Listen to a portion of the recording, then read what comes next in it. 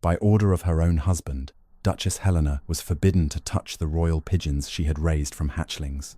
Duke Adrian stood beneath the aviary tower as his cousin Lionel changed the locks. 12 messages vanished under your supervision, he announced. Until they are recovered, you will surrender your keys, your records, and your freedom to communicate beyond this estate. The silver key ring lay heavy in Helena's palm. Around them, servants, royal guards, and neighboring landowners had gathered for what Adrian had called an inspection. It was, she understood now, meant to be a public removal. You received my warning 3 days ago, Helena said. I told you Lionel had altered the western flight routes without authorization.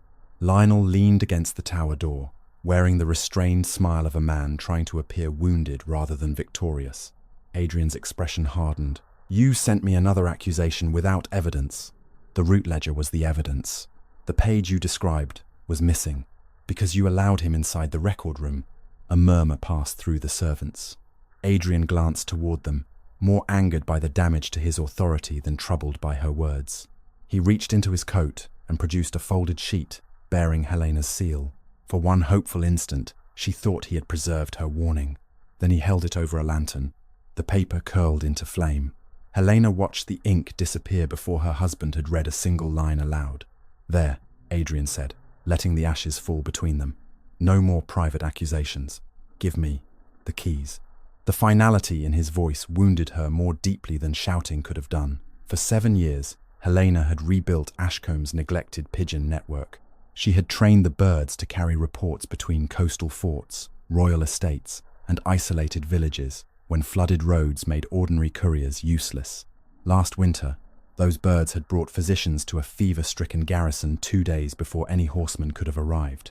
Adrian had once praised her work before the king. Now he would not even read her warning. Helena removed the keyring from her belt and placed it in his hand. If you give Lionel full control of the flight records, you will not merely silence me, you will blind every station connected to this tower. Lionel stepped forward and took the keys from Adrian. A dramatic claim from a woman accused of stealing royal dispatches, he said. I have not been formally charged. Not yet. 2 guards moved to either side of Helena. She looked at Adrian. You would confine me without hearing me, only until the missing messages are recovered. And if they are never recovered? His silence answered her. A sudden rush of wings broke over the estate. Every face turned toward the sky. A dark cloud swept above the western trees, circling once before descending toward the aviary. Helena recognized the lead bird by the white crescent across its breast. Orion. She had raised him in her dressing room after a fox killed his mother. He had never returned without completing a route. Now he landed at Helena's feet. Dozens followed. They crowded the courtyard walls, roofline, fountain, and stone paths. Servants ducked as wings beat past their faces. Within moments, all 12 missing royal pigeons stood before the locked tower. Every silver message tube had been opened without damage.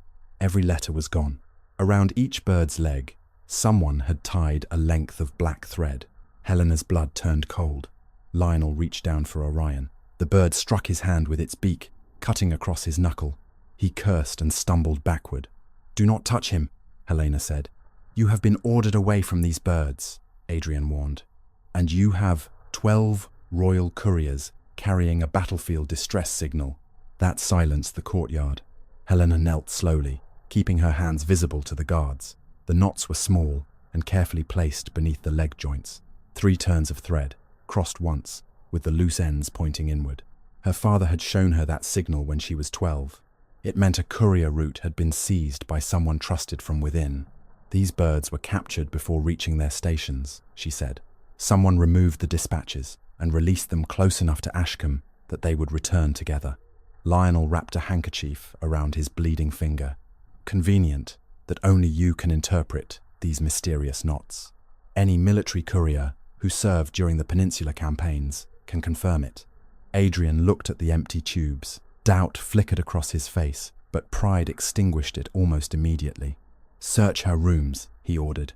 Helena rose. If you waste time searching my rooms, whoever took those messages will have hours to act on them. Then the search should prove your innocence quickly. It was the same mistake he had made with her letter. He preferred the appearance of control to the discomfort of investigation. Orion fluttered against Helena's skirt. Something pale showed beneath his left wing.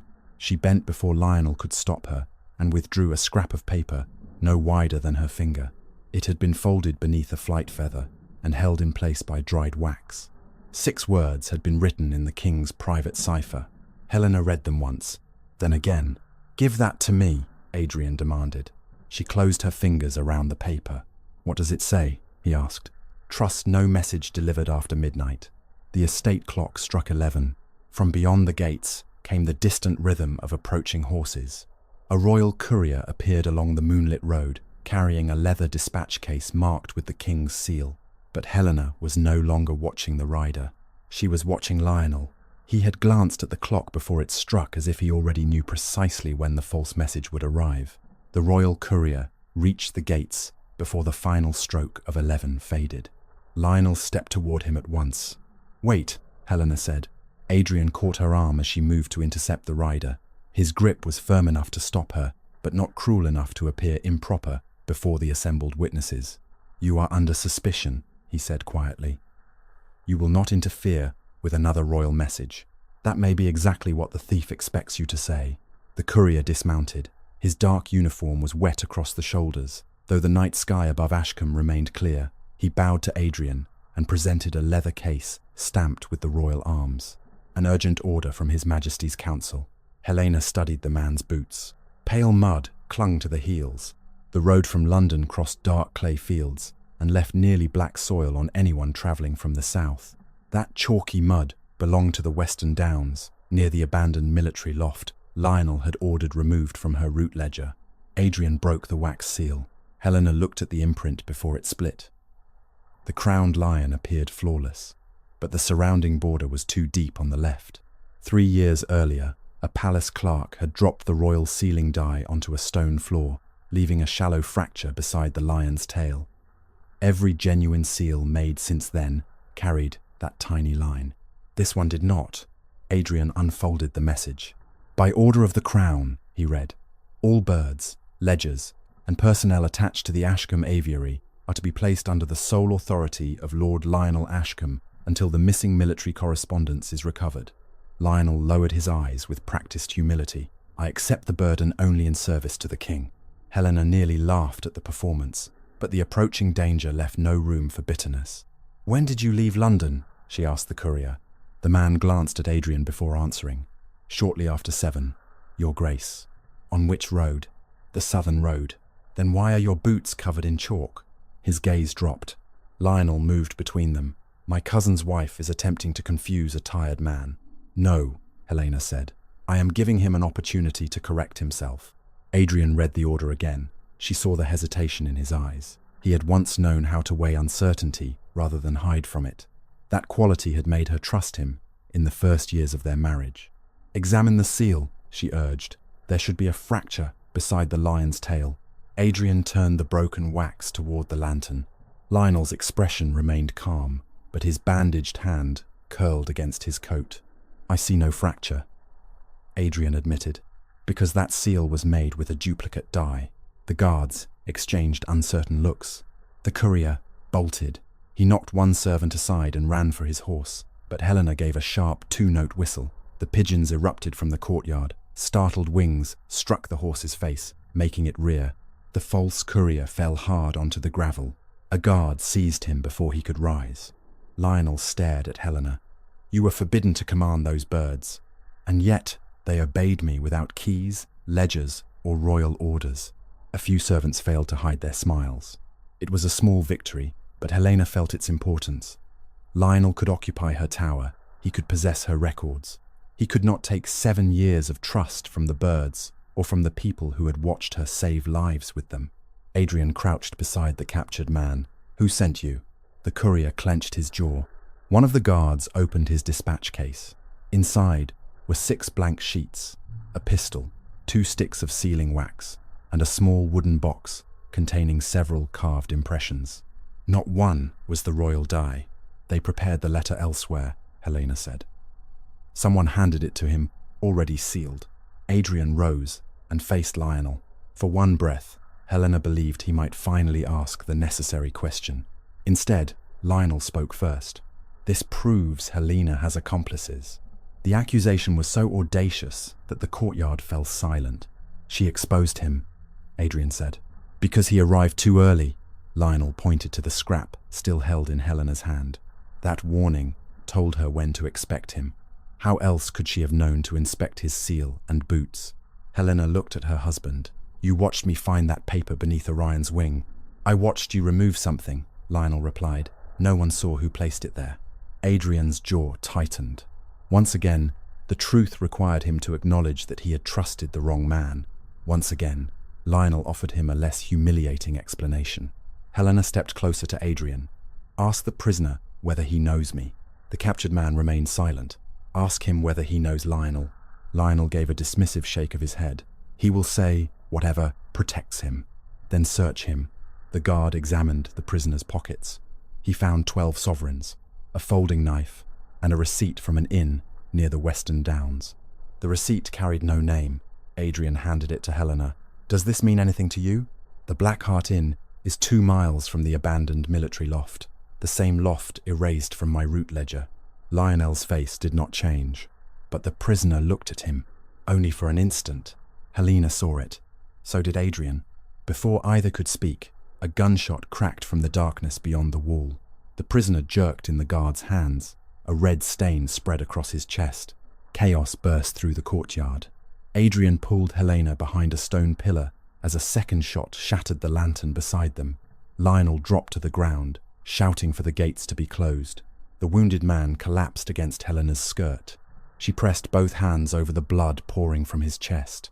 His lips moved, but no sound emerged. Who hired you? She whispered. His eyes found Lionel across the courtyard. Then he dragged one bloody finger across the stone and formed the beginning of a letter. Not an L, an A. The strength left his hand before he could finish. Helena stared at the unfinished mark. Lionel was not the only person at Ashcombe whose name began with A. The dying courier's finger remained against the unfinished letter. An A. Helena looked from the bloody mark to Adrian, who was shouting orders for the guards to search the western wall. He had protected her from the second shot. His body had covered hers before either of them knew whether another bullet would follow. Yet the man at her feet had used his final strength to write Adrian's initial. Lionel saw it too. Your Grace, he said slowly. Perhaps the Duchess should step away from the body.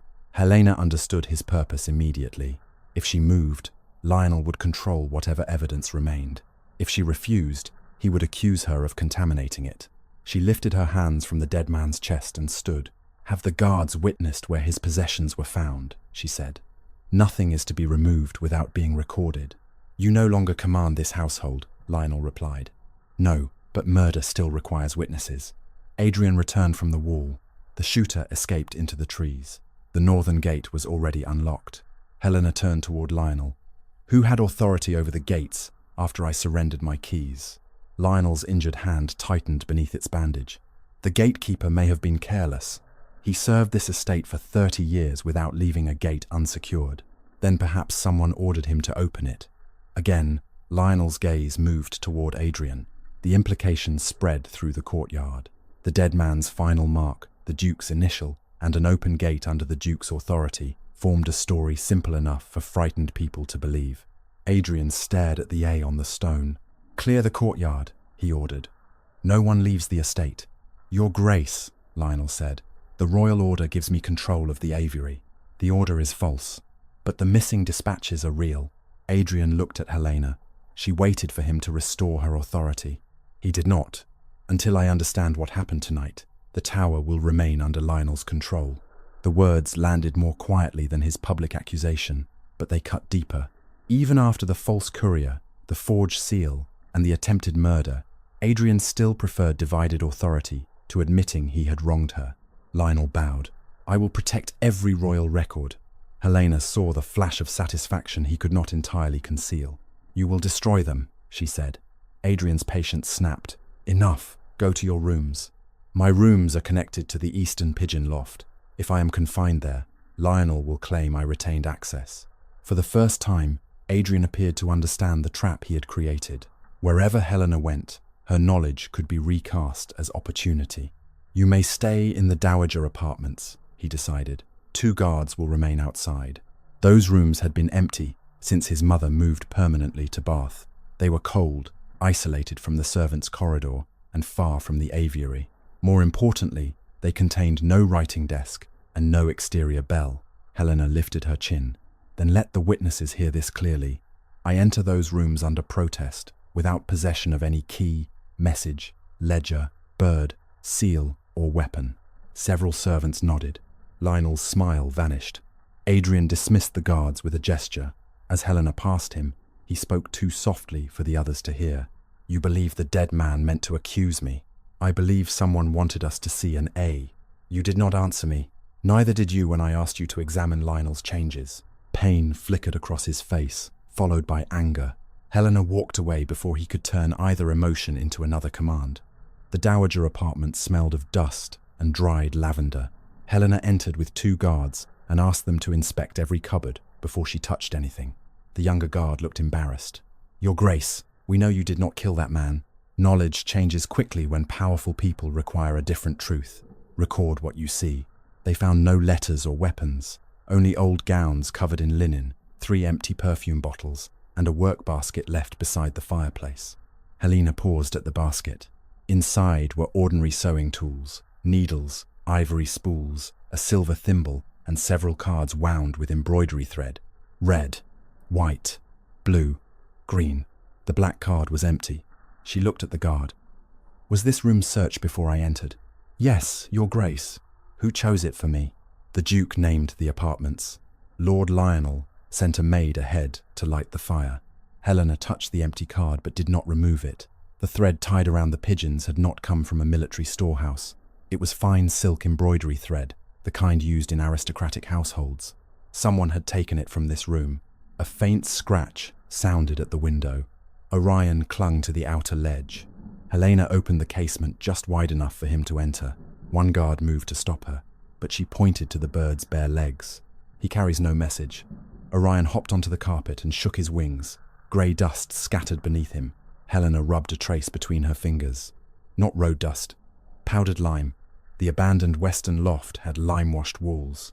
Something small dropped from beneath Orion's tail feathers and rolled across the floor. A brass button. Stamped on its face was the crest of the Ashcombe household. The younger guard reached for it. Do not touch it, Helena warned. Bring a clean handkerchief and place it inside without using your fingers. The guard obeyed. Most of Adrian's indoor servants wore those buttons, but the design had changed 2 years earlier. This one bore the older crest, with a falcon above the shield. Only the outdoor staff still wore that uniform. Helena pictured the gatekeeper, the grooms, the gardeners, and the men Lionel had hired that spring to repair the western walls. Orion had found the button inside the abandoned loft. She had no parchment, but the work basket contained a square of pale fabric. With green thread, Helena stitched the date, the hour, the room, and the names of both guards who had witnessed the discovery. She wrapped the button inside and sealed the stitches with a knot her father had taught her, a knot that could not be opened and retied without leaving a visible break. The older guard watched her work. What will you do with it? Keep it beyond Lionel's reach. Footsteps approached the corridor. Orion stiffened. The door opened, and Adrian entered alone. His gaze fell upon the bird, then the stitched packet in Helena's hand. I ordered you to surrender all means of communication. I have sent nothing. Then give me what you found. Before Helena could answer, the bells of the aviary began ringing, not the single chime used for a returning bird. 3 sharp strokes, a pause, then 3 more. Her signal for fire. Helena rushed to the window. Across the courtyard, orange flames burst through the tower roof. Lionel ran from the lower door carrying the royal route ledger, and although he shouted for someone to save the birds, he had locked the aviary behind him. The trapped pigeons screamed behind the locked aviary doors. Helena ran. Adrian called her name, but she was already halfway down the corridor. The 2 guards followed, one carrying the stitched packet containing the brass button. Smoke rolled across the courtyard as burning feathers and fragments of straw fell from the tower roof. Lionel stood near the fountain, with the route ledger pressed against his chest. The upper loft caught fire, he shouted. The keys are inside. You were holding them 10 minutes ago, Helena said. They must have fallen when I carried out the ledger. Helena seized the iron handle. The door did not move. From within came the frantic beating of hundreds of wings. "Bring an axe," Adrian ordered. "There is no time." Helena looked toward the eastern wall. "The water channel, beneath the nesting floor. Has anyone closed it?" Lionel's face went blank. Adrian stared at him. "Answer her." "I know nothing about a water channel, because you never learned how this tower works," Helena said. 7 years earlier, she had installed a narrow stone channel beneath the upper loft. It carried rainwater into shallow drinking basins, but its western gate could also be opened to flood the nesting floor during a fire. The control lever stood inside the locked tower. The secondary release was beneath the outer dovecote, hidden behind a carved stone falcon. Helena climbed onto the fountain wall, caught the edge of the low roof, and pulled herself upward. Her skirts snagged against the stone. Adrian reached to help her, but she was already beyond his grasp. "You will break your neck," he called. "Then find the keys." Smoke burned Helena's eyes as she crossed the sloping tiles. Below, servants formed a line from the well, passing buckets that could never reach the flames quickly enough. She reached the stone falcon and struck its beak with the heel of her hand. Nothing happened. The release had been jammed. Someone had driven a thin piece of metal between the mechanism and the wall. Helena pulled the silver thimble from her pocket, the one she had taken from the dowager's workbasket, and forced its edge beneath the metal strip. Teat scorched her fingers. She pushed harder until the obstruction loosened. A broken knife blade fell onto the roof. The release lever snapped downward. Water thundered through the hidden channel. Inside the aviary, the birds' cries changed as the floor flooded and the fire along the nesting shelves began to hiss. Steam poured through the shutters. "The lower ventilation panels," Helena shouted. "Open all 6, or the smoke will kill them." The estate carpenter and 2 stable boys obeyed. Fresh air rushed into the tower. The pigeons crowded toward the lower openings, where servants caught them in blankets and carried them into the courtyard. A burning roof beam cracked above Helena. Adrian climbed onto the fountain wall. "Jump!" She hesitated only long enough to tuck the thimble safely into her sleeve. Then she slid down the tiles. Adrian caught her around the waist as part of the roof collapsed behind them. For one breath, they stood as they once had during better years, his arms around her, her face against his shoulder, each certain the other would not let go. Then Lionel shouted, "The ledger!" A burning fragment had landed on the leather cover. Helena pulled away from Adrian and stamped out the flame. When she lifted the book, she noticed that the outer binding was warm, but the interior pages remained cold. The ledger had not been inside the burning tower for more than a few moments. Lionel had removed it before the fire began. 3 royal inspectors arrived as servants carried the last birds to safety. They saw Lionel holding the rescued ledger. They saw Adrian directing the bucket line. They did not see Helena force open the hidden water channel. Lionel stepped forward before she could speak. "Thank heaven we preserved the Crown's records," he said. "I recovered the ledger while His Grace organized the rescue." One inspector bowed to Adrian. "The king will hear of your courage." "It was the Duchess who opened the water channel," the carpenter said. Lionel turned upon him. Her hidden mechanism nearly drowned the birds. "It saved them," Helena replied. "After the fire began under a system she alone designed." There it was, the distortion she had expected.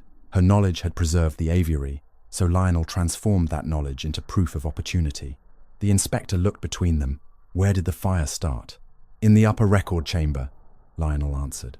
"A chamber to which the Duchess possessed keys until tonight. I surrendered every key before witnesses. I saw Lord Lionel burn it 3 days ago." Thomas's words fell into the courtyard with greater force than the collapsing roof. Adrian turned toward his cousin. "Is that true?" Lionel's expression softened with pity rather than fear. The boy inhaled smoke. He is frightened and confused. "I know what I saw," Thomas insisted. "You took the old ledger behind the western wall. You tore out some pages and threw the rest into a brazier. Why would you be behind the wall after I dismissed you? I followed you because you had Orion in a covered cage." Helena felt the remaining pieces shift into place. Orion had not merely found the abandoned loft. Lionel had taken him there, knowing Helena's most trusted bird would return home if released. "You used Orion to test the seized route," she said. "When he returned safely, you knew the other birds could be intercepted without being lost." Lionel gave Adrian a measured look. "Listen to them. A disgraced wife and a dismissed servant. have constructed this together. Thomas tried to rise, but pain twisted his face. The physician pushed him gently back onto the blanket. Adrian looked from the boy to the stitched button in Helena's hand. "Search Lionel's rooms," he ordered. The command startled everyone, including Lionel. Then hooves sounded at the northern gate. A second royal party entered the courtyard, this time accompanied by 6 mounted guards. At their head rode Sir Malcolm Reed, secretary to the King's Council. Helena knew him as a careful man who had inspected the aviary twice and praised its reliability. He dismounted beside the ruined tower. "What happened here?" "A deliberate fire," Helena answered. Lionel spoke over her. "An attempt to destroy evidence after 12 royal dispatches vanished." Sir Malcolm surveyed the empty message tubes, the dead courier beneath a sheet, and the burning roof. "Which of you currently holds authority over the royal birds?" "I do," Lionel said, raising the damaged ledger. Helena stepped forward. "By means of a forged order." Sir Malcolm's eyes sharpened. "Forged?" Adrian handed him the broken seal. "The die lacks the fracture beside the lion's tail," Helena explained. "The messenger who carried it was shot before he could identify his employer." Sir Malcolm examined the wax. "The fracture was repaired 6 months ago." Helena stared at him. "That is impossible. Palace clerks told me the die could not be altered without damaging the crest. It was replaced under royal authority." "Who knew?" "Members of the council and those supervising Crown communications." Lionel lowered his gaze modestly. As acting supervisor of Ashcombe's network, he could now claim such knowledge. The false seal no longer proved the order false. It only proved that whoever made it had access to a newer impression than Helena did. Sir Malcolm withdrew another document. "This is why I came." 3 intercepted messages were recovered near Windsor. Each contains military information in Duchess Helena's cipher. Quote, "A guard unfolded the sheets upon the stone bench." Helena recognized the symbols immediately. They resembled the private code she had designed for urgent medical requests, but several marks leaned in the wrong direction. "They imitate my cipher," she said. "I did not write them." "Your code book was found in your former workroom," Lionel replied. "My former workroom is inside the tower you controlled."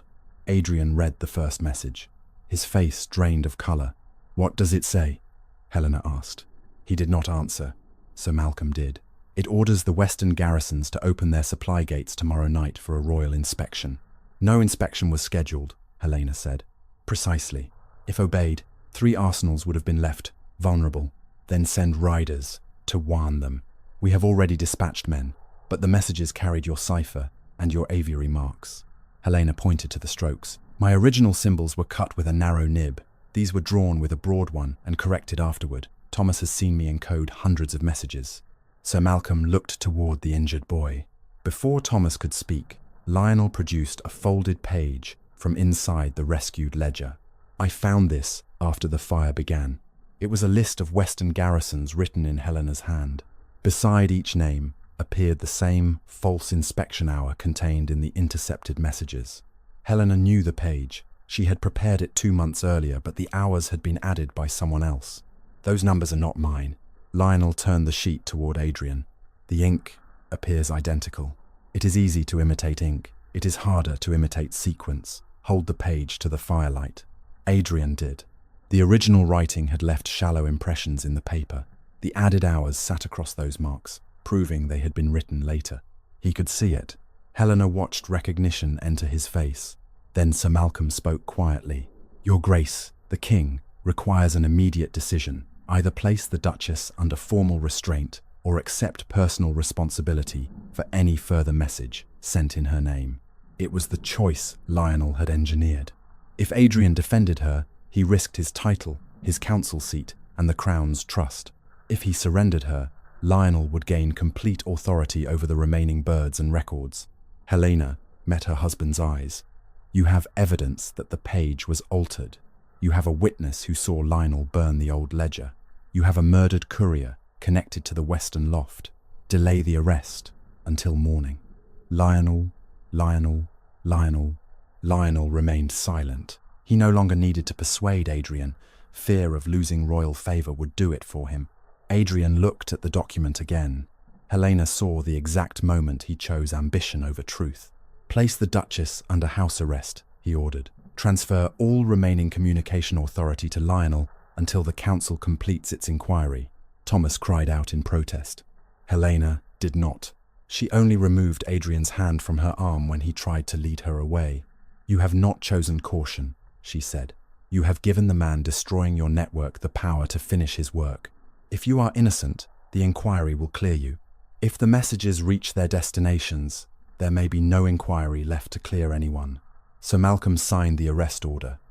Adrian added his name beneath it. Lionel received the royal ledger, the tower seals, and authority over every replacement courier. Because Adrian had signed, no gatekeeper, soldier, or station master could now refuse Lionel's commands. As the guards escorted Helena toward the dowager apartments, Orion swooped from the roof and landed on the stone railing beside her. A second pigeon joined him. This bird did not belong to Ashcombe. Its breast bore the blue marking of the Northern Royal Station. Around its leg was a black thread. Its silver tube was empty, but fresh blood stained its claws. Thomas stared at the bird. "That station is beside the king's summer residence." Helena looked at the clock. Midnight was less than 40 minutes away, and Lionel now possessed the Duke's signed authority to send the next message. "Stop him," Helena told Adrian. Lionel lifted the damaged ledger. "On the word of a bird? On the blood covering its claws." Sir Malcolm examined the northern pigeon without touching it. It may have landed near an injured animal. "Royal pigeons are trained to return directly to their stations," Helena said. "This one came here because its own loft is no longer safe." Adrian looked toward the burning aviary. "We have no functioning tower from which to send a warning. The village Dovercote survived." Lionel shook his head. "Those birds carry market lists and tenant notices. They have never flown to a royal station." "Because you do not know how to redirect them, and you are under arrest." Helena stepped toward Sir Malcolm. "Give me 10 minutes and one witnessed message. If the bird returns, you lose nothing.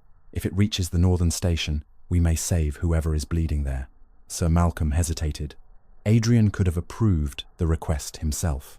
Minutes earlier, his signature had transferred all communication authority to Lionel. To reverse that order publicly would mean admitting his judgment had placed the crown at risk. Lionel understood. "No message leaves this estate without my inspection," he said.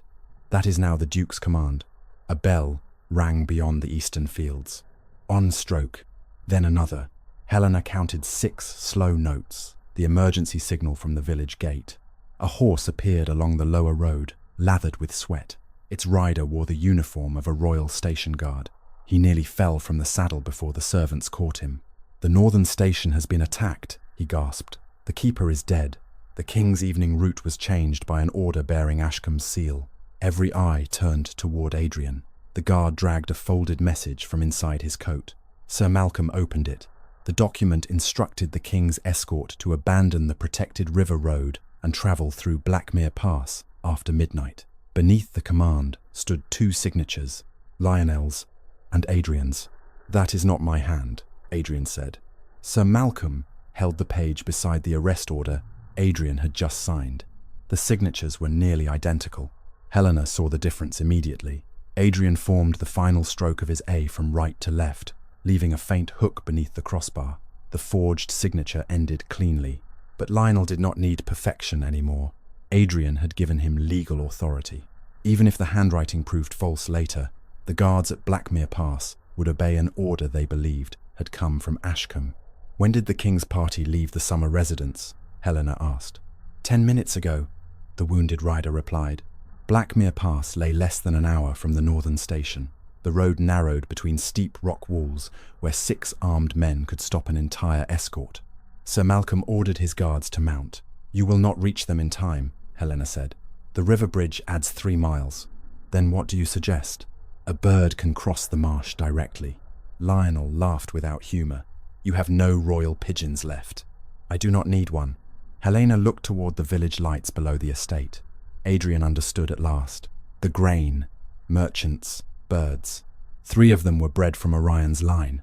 I trained them to return to the old chapel beside the northern road before the merchant purchased them. "And you said they carried only market notices," Sir Malcolm remarked. "They do now. That does not erase what they learned as fledglings. Adrian turned to the guards. Take her to the village. Lionel moved in front of him. You signed an order, placing her under restraint, and I will answer for violating it. No, Helena said. Adrian stared at her. You will not transform this into a noble rescue after handing him the means to cause it. Sir Malcolm must record that I act under my own judgment, not by your command. The council secretary studied her, then nodded. It will be recorded. Helena faced Adrian. You may send riders, you may protect the road, but the warning will be mine.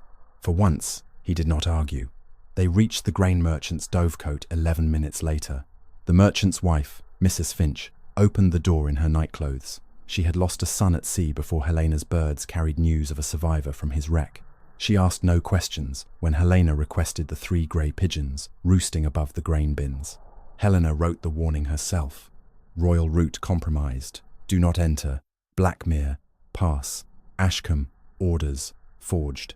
Sir Malcolm watched every stroke. Mrs. Finch witnessed the paper being rolled and placed inside the tube. Helena selected the strongest bird. No, she murmured after touching its breast. This one fed chicks today. It will tire over the marsh. She chose the smaller female beside it. The bird's claws closed firmly around her finger. This is Lark. She remembers the chapel. A shot sounded outside. The dovecote window shattered. Lionel had not followed them, but someone else had.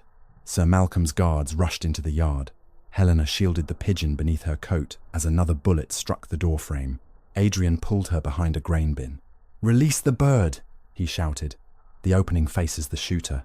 Thomas had shown Helena another escape, years earlier, a narrow feed hatch near the floor. She crawled toward it, opened the wooden flap, and placed Lark in the darkness beyond.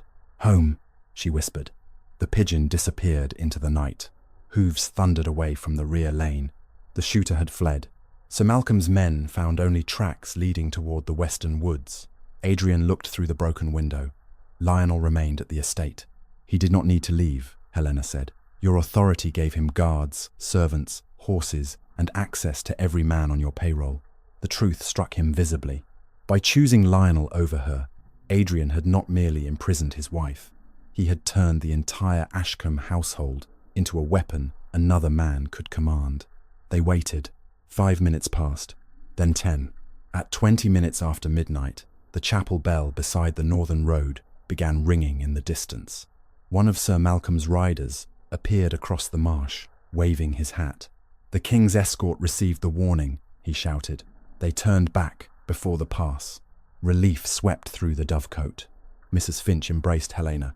Adrian closed his eyes, but Helena felt no triumph. The king was safe for the moment. The network remained compromised, and the architect of the attack still controlled Ashcombe. A second rider arrived from the estate. He carried no message. Your Grace, he said to Adrian, struggling for breath, Lord Lionel has invoked your signed authority. He ordered the western gates opened and removed every surviving route record. Adrian went still. Where did he take them? No one knows. But before he left, he sent 6 pigeons toward London. Helena looked at Sir Malcolm. What could 6 false messages accomplish? The secretary's face lost all colour. At dawn, Parliament votes on whether the king may deploy troops against the Northern Rebellion. If those messages contain fabricated orders, the army could move before the vote, and the king would appear to have violated the law. When will the first birds reach London? Sir Malcolm checked his watch. In less than 3 hours. In less than 3 hours. Sir Malcolm's answer silenced the dovecote. Adrian immediately ordered horses prepared, but Helena shook her head. The fastest carriage requires 4 hours to reach London. Then we ride. You might survive the journey. Your explanation would not arrive before the pigeons. Sir Malcolm unfolded a map across the grain merchant's table. If we cannot overtake the birds, we must prevent the false orders from being accepted. The receiving clerks will recognize Ashcombe's route marks, Adrian said. They will also recognize Lionel's authority, Helena replied. Because you gave it to him. He absorbed the rebuke without defending himself. Mrs. Finch placed a lantern beside the map. Is there another flock closer to London? 3, Helena said, but Lionel has their routes. She studied the chalk dust, still clinging to Orion's feathers, the abandoned western loft, the outdoor uniform button, the missing ledgers, and the blood on the northern pigeon. were parts of the same mechanism. Lionel had not begun by stealing messages. He had begun by changing where the birds believed home was. A pigeon returns to a place, not a person, Helena said.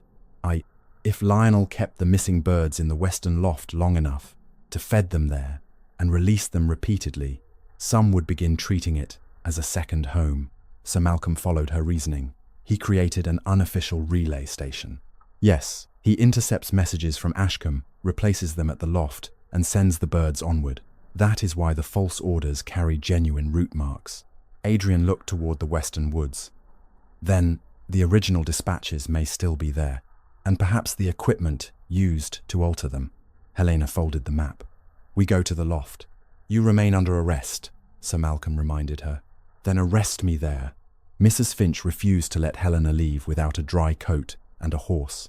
By doing so, she gave Helena something more valuable than clothing, a base of action untouched by Adrian or Lionel. If Ashcombe closes its doors to you, the merchant's wife said, mine remain open. Helena accepted the offer without looking at her husband. They crossed the marsh with 6 guards and reached the abandoned loft before 1 o'clock. From the outside, it appeared deserted. Ivy covered the lower windows, and part of the roof had collapsed. Orion began struggling inside Helena's coat before they reached the door. He recognizes it, she said. The lock bore fresh scratches. Sir Malcolm ordered a guard to break it. Inside, they found feeding trays, cages, black silk thread, and a long table covered with scraps of sealing wax. A narrow penknife lay beside 6 practice sheets, bearing Adrian's signature. Adrian picked one up. Lionel had copied his name dozens of times. Early attempts were clumsy. The later ones were nearly perfect. He studied my hand under my own roof, Adrian said. He had access because you gave him your correspondence, Helena replied. At the back of the loft stood a cabinet secured with 2 locks. The guards forced it open. Inside were the 12 original royal dispatches. Sir Malcolm counted them before 3 witnesses, then wrapped them in his cloak without breaking their seals. Beneath the letters lay last year's route ledger, its scorched cover matching Thomas's account. Several pages had been removed, but one remained caught beneath the binding cord. It listed payments to 4 outdoor servants. Beside each name appeared a small black cross. One belonged to the gatekeeper, who had supposedly left the northern entrance unlocked. Another belonged to the man responsible for repairing the aviary shutters. The third was the groom who had delivered Lionel's covered cage. The final name stopped Adrian's breath. Captain Marcus Flint, commander of the King's escort through Blackmere Pass. He was leading the King tonight, sir, Malcolm said. Lionel placed his own man inside the Royal Guard, Helena replied. The false route was not meant merely to expose the King. It was meant to deliver him. D. Adrian leaned both hands against the table. For the first time, his shock was not centered on the danger to his title. He was seeing the scale of what Helena had prevented while he had treated her as an embarrassment. You built the northern routes yourself, he said. I rebuilt all of them, and when Parliament reduced the courier budget 2 years ago, I paid the village keepers from my pin money. He looked up. You told me the network had become self-sufficient because you intended to close 3 stations if it cost the estate another £1. The shame in his face deepened. How much did you spend? That question would have mattered before you expelled me. He stepped toward her. Helena, no apology, spoken in a ruined loft, will restore my name. If you wish to help, you will testify publicly that I warned you, that you burned the warning unread, and that you transferred authority to Lionel, despite visible contradictions. Such an admission could cost Adrian his council seat and destroy the political alliance he had spent years building. He did not bargain. I will. Helena studied him, searching for the instinctive retreat she had seen so many times. It did not come. Then begin by surrendering command of this investigation to Sir Malcolm, she said. You may assist, but you will not control what is recorded. Adrian removed the ducal signet from his finger and placed it on the table. So witnessed. Sir Malcolm nodded. A weak cough came from above them. The guards raised their pistols. Helena looked toward the loft stairs. Someone is alive up there. They found the missing gatekeeper behind a false wall in the upper room. His hands were bound, and dried blood covered one side of his face. I did not open the gate, he whispered when Helena cut his ropes. Lord Lionel's men took my coat and keys. Did you see where Lionel went? Sir Malcolm asked. The gatekeeper nodded. London, he said. He had to reach the receiving chamber before the Duchess discovered the second flock. London, Helena froze. What second flock? 6 black pigeons. He trained them to attack any grey carrier entering the parliamentary loft. The birds Helena needed to send could be killed before their messages were read. On a shelf beside the prisoner, she found a small copper cylinder filled with black silk thread and fragments of grey feathers. Sir Malcolm sealed it inside an evidence pouch, recording every witness present. Then smoke drifted beneath the loft door. A guard rushed to the window. Flames had surrounded the lower floor. Through the burning doorway, Lionel's voice called from outside. You always did follow your birds, cousin. Helena reached for the cabinet containing the original dispatches. It was empty. During the rescue upstairs, someone had taken Sir Malcolm's cloak and all 12 letters with it. During the rescue upstairs, someone had taken Sir Malcolm's cloak and all 12 letters with it. Count the guards, Helena ordered. 5 men stood inside the loft. 6 had ridden from the village. Sir Malcolm looked toward the open upper window. Harris is missing. The younger guard had helped Helena preserve the brass button in the Dowager apartments. He knew the original dispatches could destroy Lionel's entire defense. A horse galloped away beyond the flames. Adrian moved toward the door, but burning timber crashed across the entrance. The fire had been set in a ring around the building, trapping them inside. The roof will not hold, Sir Malcolm warned. Helena looked toward the pigeon cages. Lionel had constructed each with an iron frame and a removable wooden floor. Pull those frames apart, she said. Lay them across the weakest section of the stairs. The guards obeyed. Adrian used a feeding trough to shield the injured gatekeeper while they descended. Smoke consumed the lower room, but the iron frames held long enough for everyone to cross the burning floor. They escaped through a rear feeding hatch seconds before the loft roof collapsed. Sir Malcolm's cloak was gone. So were the original dispatches, the practice signatures, the damaged ledger, and Adrian's signet. Only the sealed pouch containing the copper cylinder remained. Sir Malcolm had tied it beneath his coat before climbing upstairs. Adrian watched the flames consume the evidence of his cousin's betrayal. He knew where we were going, he said. No, Helena replied. Someone told him. She looked at the tracks leading from the loft. Harris had ridden east, toward London. Lionel had appeared from the north. They were working together. Sir Malcolm examined the gatekeeper. Can you testify? I heard Lord Lionel's voice. I saw his men. Did you see their faces? Only Harris. He brought my food. It was evidence, but not enough to stop messages bearing legitimate Ashcombe marks. A church bell sounded across the marsh. 2 strokes after 1. They had less than 2 hours before the false pigeons reached Parliament. By the time they returned to Mrs. Finch's house, 3 royal officers were waiting. The senior officer presented Sir Malcolm with an order for Helena's immediate transfer to London. On what charge? Adrian demanded. Treason, destruction of crown property, and attempted abduction of a royal courier. Helena almost admired the speed of Lionel's counterattack. The officer handed them a printed notice distributed throughout the county. It claimed Helena had burned Ashcombe's aviary to conceal intercepted messages, murdered the false courier, and fled house arrest with armed accomplices. At the bottom appeared Adrian's signature and ducal seal. The seal taken from the western loft had already been used against them. That notice is false, Adrian said. The officer looked at him with open suspicion. Your own council secretary authenticated the order. Which secretary? Lord Lionel Ashcombe. Sir Malcolm stepped forward. Lionel holds no position on the King's Council. He does now. A message reached London shortly after midnight, announcing that the Duke had suffered a violent collapse. Lord Lionel assumed temporary authority as the nearest male relative. Helena turned to Adrian. His face had gone pale.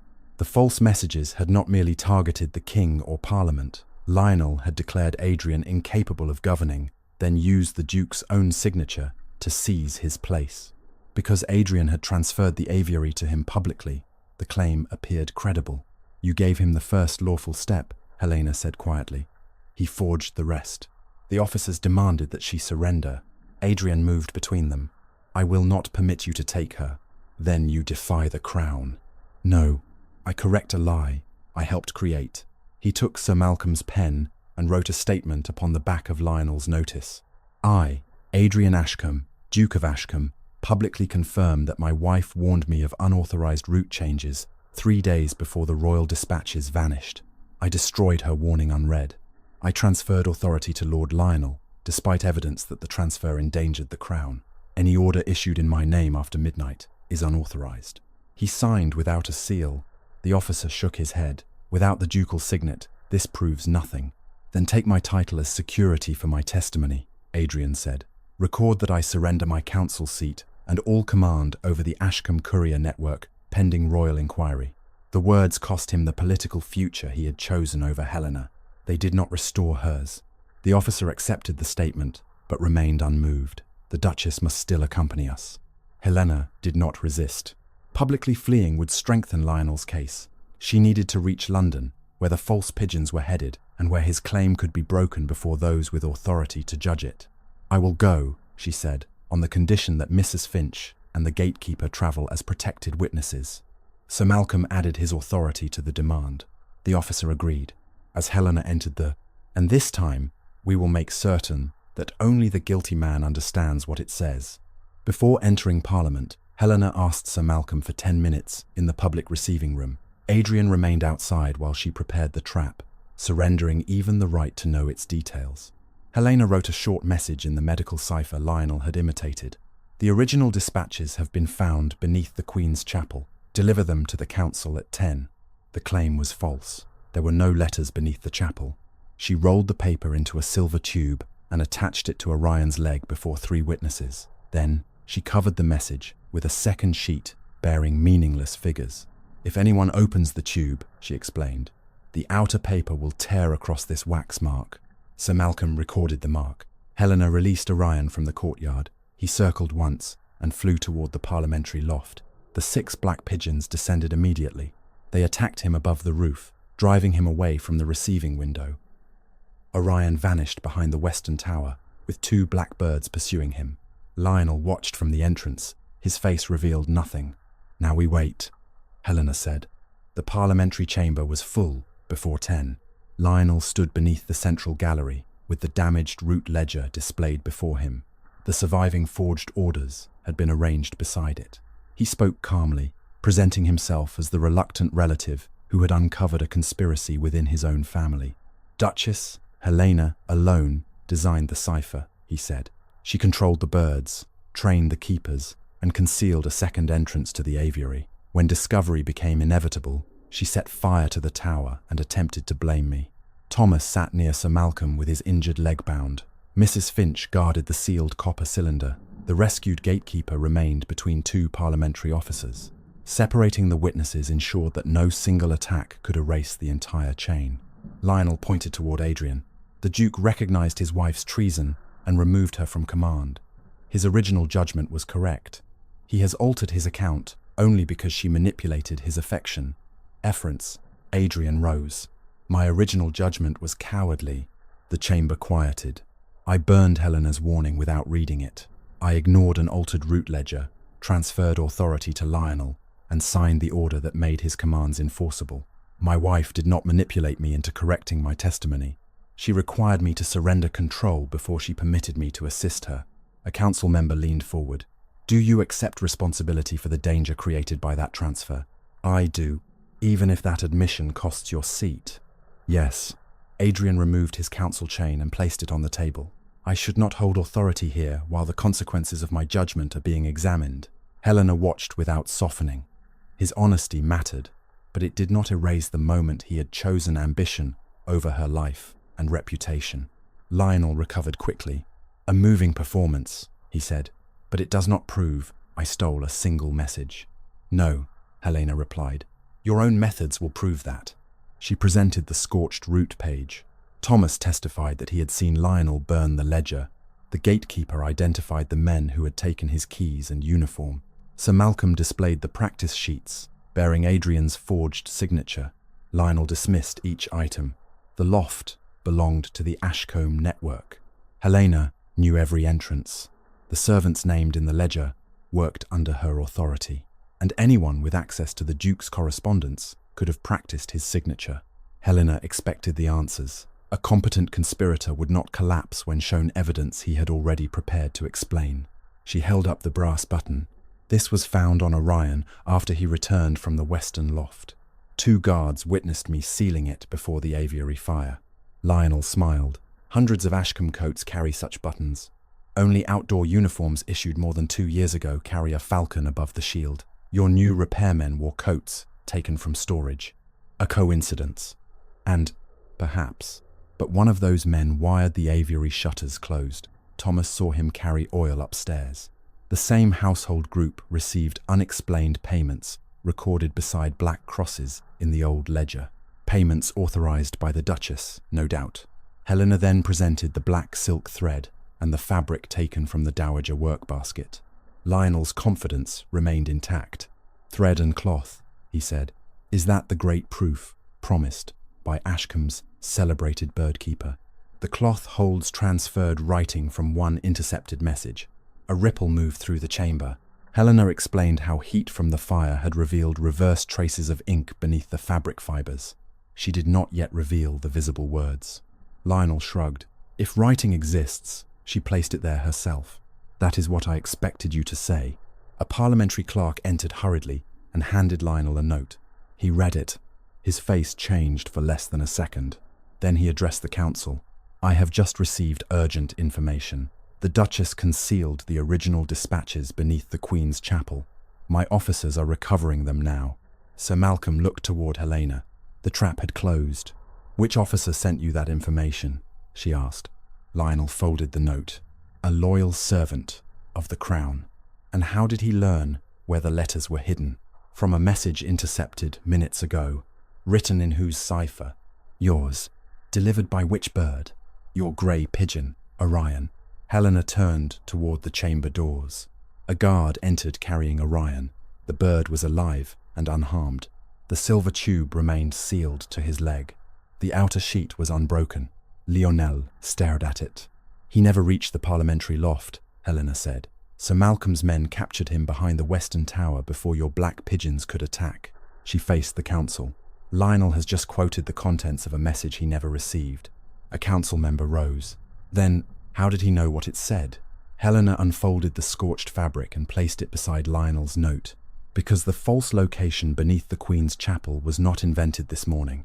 It was taken from the same operational code he used when he intercepted the original royal dispatches. Under magnifying glass, the reversed letters on the fabric began to resolve. Queen's chapel, 10 o'clock, and beneath them appeared the first half of a name. The parliamentary examiner leaned closer. I recognize this transfer ink, he said. It can be matched to the writing found on Lord Lionel's note. Helena looked across the chamber at the man who had stolen her work, destroyed her name, and turned her husband's pride into a weapon. The examiner lifted both documents toward the light. One final mark would determine whether they had been written with the same prepared ink. He reached for the testing solution. The examiner placed 1 drop of solution upon Lionel's note. The ink turned violet. He touched a second drop to the reversed writing, transferred onto Helena's scorched fabric. The same violet spread through the fibers. A silence, deeper than disbelief, settled over the chamber. The 2 samples contain the same iron and lavender preparation, the examiner announced. It is not a common writing ink. Both were almost certainly mixed in the same batch. Lionel stepped back. She had access to my note. You received it while standing before this council, Helena said. I never touched it. He crushed the paper in his fist. Sir Malcolm seized his wrist before he could destroy it. The parliamentary guards moved forward, but Lionel drew a small pistol from beneath his coat and pointed it at Helena. Adrian began to rise. Do not, Helena warned him. Lionel's hand trembled. Tell them you forged the messages. No, you have already lost your husband, your home, and your name. One more lie will cost you nothing. That is why you chose me, Helena said. You believed a wife publicly condemned by her husband could be blamed for anything. Across the chamber, Adrian lowered his eyes. Helena continued, her voice steady. You intercepted royal pigeons at the western loft and copied their genuine route marks. You used black thread to identify messages that had been opened and replaced. You forged military orders in my cipher, then persuaded Adrian to expel me so you could obtain lawful control of the network. Lionel's pistol remained fixed upon her. You ordered the northern station attacked, she said. You placed Captain Flint inside the king's escort and redirected the royal carriage into Blackmere Pass. If the ambush succeeded, the country would lose its sovereign.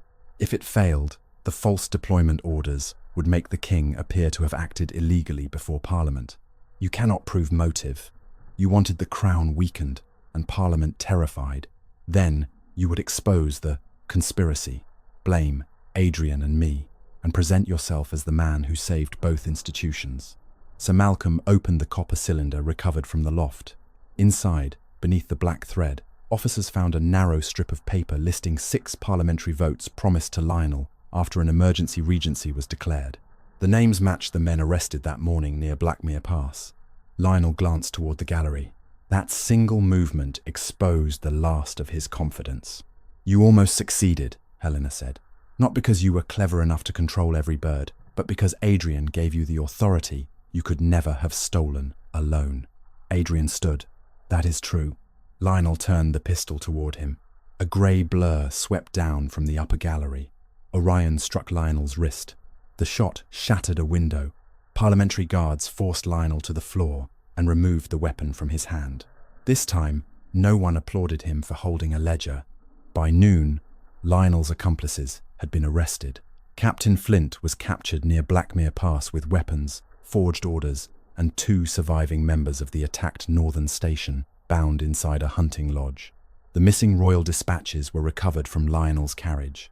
Their unbroken internal seals confirmed that Helena had neither opened nor altered them. Lionel was committed for trial on charges of treason, attempted murder, arson, forgery, and conspiracy against the king. The guards and servants who had knowingly assisted him were charged according to their roles. Those coerced through threats gave evidence under parliamentary protection. Then Adrian asked permission to address the chamber. He did not stand beside Helena. He stood alone where Lionel had accused her. My wife warned me before any royal message was lost, he said. I refused to examine her evidence. I burned her letter unread, removed her from the aviary she had built, confined her without a fair hearing, and placed the crown's network in the hands of the man she had identified as a danger. No one interrupted him. I did these things because admitting uncertainty threatened my pride and political ambition. Lionel exploited my choices, but he did not make them for me. Adrian surrendered his council seat and all authority over royal communications. He requested a formal parliamentary correction of every accusation made against Helena and agreed that the correction should be printed in every newspaper that had carried her name as a traitor. He then placed the Ashcombe Aviary keys and Helena's silver whistle upon the council table. They are hers, he said. Helena did not reach for them. Not as a gift from you, she replied, and not as an allowance that another duke may withdraw when my judgment becomes inconvenient. Adrian accepted the condition. A new settlement was prepared under parliamentary supervision. The aviary, village stations, and funds Helena had personally invested were placed in an independent trust under her control. Mrs. Finch and Sir Malcolm became its first co-trustees. Thomas received a permanent apprenticeship, education, and compensation for his injuries. Adrian restored every pound taken from Helena's pin money and added sufficient funds to rebuild the northern station and support the families of the murdered keepers. None of it purchased forgiveness. Helena chose a separate residence near the village Dovercote. Adrian agreed to separate maintenance, surrendered any claim to direct her work, and did not ask her to resume their marriage. Before she left Parliament, he approached her only once. I do not ask you to trust me, he said. I ask permission to spend the rest of my life becoming a man whose word no longer requires your fear. Helena studied him. 1 letter each month, she said. No requests, no promises about our future. Write only what you have done to repair what your choices damaged. And if you never answer, then you will continue because the work is right, not because you expect me as a reward. He bowed. I understand. You are beginning to. 6 months later, the rebuilt Ashcombe Aviary opened under Helena's name. Adrian attended without standing beside her. He remained among the tenants, without a council, chain, title, announcement, or place of honour. When the first royal message arrived, Helena examined its seal and handed it to Thomas, now wearing the blue coat of an apprentice keeper. Adrian had written 6 letters. She had answered one. It was not forgiveness, and it was not a promise. It was a door she alone had chosen to leave unlocked. Before the gathered villagers, Helena took the silver whistle Adrian had once torn from her neck. She did not fasten it there again. Instead, she placed it around Thomas's neck. Then she lifted the restored keyring from the council table, crossed the courtyard, and opened the aviary doors herself. Hundreds of pigeons rose into the morning light. The first carried a message written in Helena's own hand, sealed beneath her own mark, and sent along a route no man could ever again take from her.